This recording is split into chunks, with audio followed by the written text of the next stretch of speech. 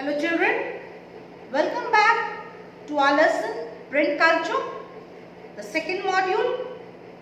You will be enjoying this module a lot because here you will come to know that how a handful of people, because of their knowledge, fooled the other masses, but when the masses came to know that how they were being fooled, they literally chased these handful, and these handful people had no place to escape or run or hide in the world, and they felt ashamed and they had to accept that what they taught for so many years just to create their supremacy was all rubbish. So let's go, let's start. Impact of print revolution. What was the impact of print revolution in Europe? Then we'll come to India. So, but first let us understand that what was the impact of print revolution in Europe. So, the print revolution and its impact, the shift from hand printing to mechanical printing led to the print revolution. Before printed books flooded the markets, the common people used to gather in public places and books were read out to them.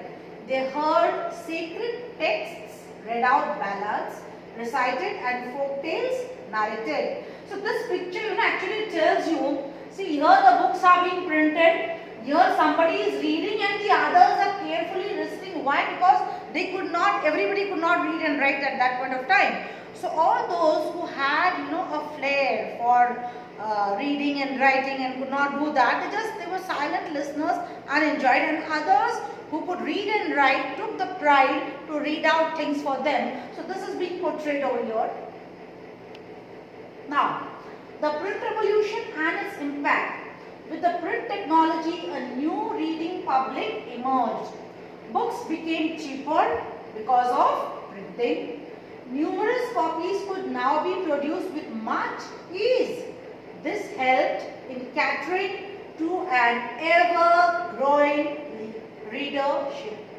That means that more and more books being printed, variety of books being printed, and more readers coming in the arena of reading. That means knowledge is spreading. Access to books increased for the public. This helped in creating a new culture of reading. That means books could be bought by anybody and read by anybody because they were cheap also and hence affordable also. Popular ballads and folk tales were published which could be listened by even the illiterates. People started to enjoy listening to books.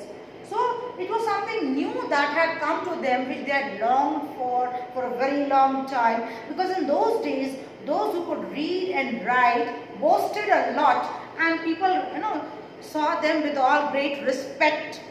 So when this print culture came, when more books started coming up and more and more people started learning to read and write, naturally that feeling came within them that they can also read and write. They are no longer illiterate, and the literates started boasting themselves. Yes, print culture had a deep impact on French Revolution. It's very important to know this. Why? Because all these are the thinkers of French Revolution or the masses, they all, by that time French Revolution, the print culture had entered Europe, and that is why that helped in French Revolution too. So this particular slide tells you about how print culture helped or paved the way for French Revolution. In French Revolution, print culture played an important role. Print materials like newspapers and books popularized the ideas of the enlightened thinkers, enlightened thinkers. They gave a critical commentary on tradition, superstition, and despotism in contemporary society. They suggested that everything should be judged through application of reason and rationality, which means a scientific temper. how, when, where, why. Like you do it in your labs, you first observe, then you experiment, then you notice, then you reach to the conclusion. So that is the thing they wanted to do, not blindly follow just because my forefathers have told, my ancestors have told me, so I am going to do that. No. You just experiment for yourself, see the results are there or not there, and if they are the same, that means it's a scientific approach. It can be universally accepted. They suggested that everything should be judged through application of reason and rationality. They criticized the sacred authority of church and the despotic power of the state. They questioned about the legitimacy of a social order based on tradition. In those days, when the French Revolution was going on, or before that, nobody could, cross-check or, question the practices of the church. As a result of which, and if they did so, they were punished. They were punished hard. So nobody dared to go against the church or to ask that why is there so much of, disparities in society or anything related to Bible. You cannot cross question. Okay, what the church is saying, what the Pope has said is a final statement. The writings of Voltaire and Rousseau were read widely. Those who read them developed an attitude of questioning, criticism and judging on the basis of rationality. So impact of print revolution in bullets, short form, you want to remember, a new reading public came about, then religious debates and the fear of print and listen. Now what is this? We'll understand. Now here comes Protestant Reformation when we talk about religious debates. Now what was it? A religious reform movement that divided the Western Church into two groups, Catholic and Protestant. Protest, the word itself tells you to oppose. Now, because of the print culture, when more text of the Bible was being translated, was being printed, was being widely read, people came to know what is actually written in the Bible and what were they being taught, or how the Bible was manipulated. So, these people started thinking, discussing, debating amongst themselves, forming clubs and discussing things about. So what did it happen? Why did it happen? The changes in intellectuals' thought brought about in the Renaissance. Knowledge of corruption in the Catholic Church led to challenges to the Pope's authority. I can give you one example over here that how the Mahal practices were being carried out. In those days, there was a practice in the Roman Catholic Church according to which if a person of a higher order, say a king or an aristocrat or a noble, whatever, if they committed a crime, they used to go to the church. In the confession box, they kept a letter of indulgence along with some money, and they spoke to the father over there in that confession box saying that I so and so confess that this crime has been done by me, and please on my behalf tell Lord to forgive me. And then the priest prayed for him and he was forgiven. But mind you children, if the same crime was done by a common man, that common man did not have the right to go to the church and confess. Why? Because according to them, this right was given by the Almighty only to the first and second estate or the upper class people, class and caste both.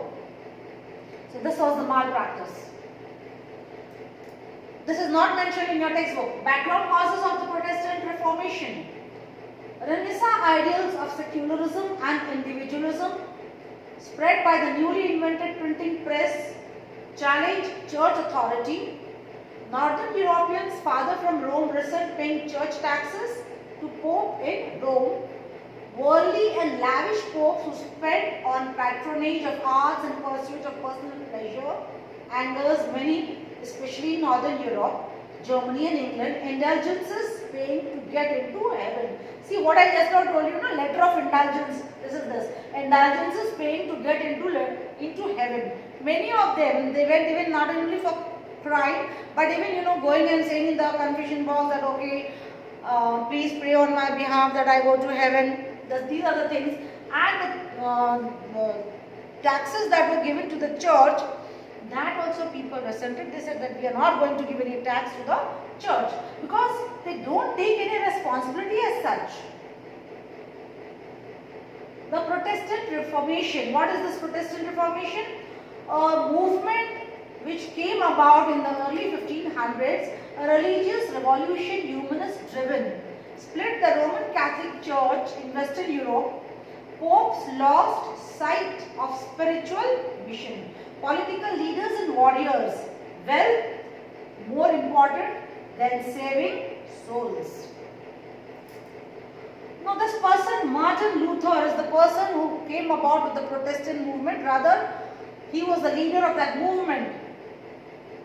I am bound by the scriptures I have quoted, and my conscience is captive to the word of God. I cannot and will not retract anything. I cannot do otherwise. Here I stand.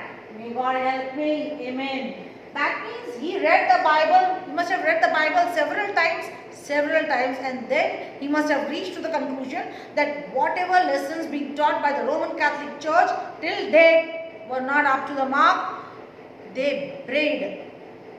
They brought about hatred. They brought about divisions in the society, not properly read out. Okay. So he said that no God wants that there should be discrimination done amongst his creatures.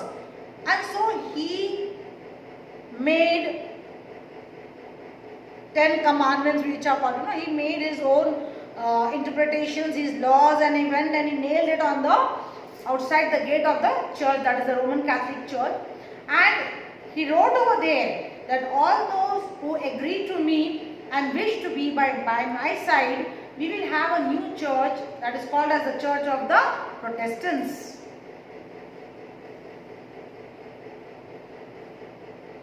You can go to Google and find more about him, Martin Luther. See, as I told you.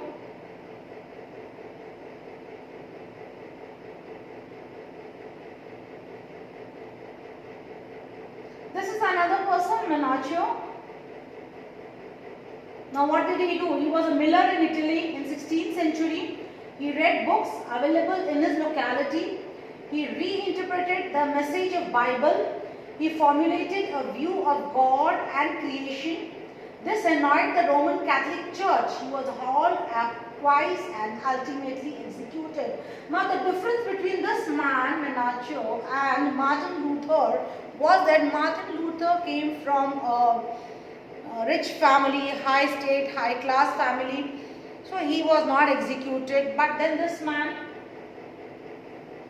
coming from a middle class family like you, he also questioned the authority of the church, spoke a lot against the church, so he was executed. With this, we come to the end of this lecture. Meet you in the next lecture. Thanks. Have a good day.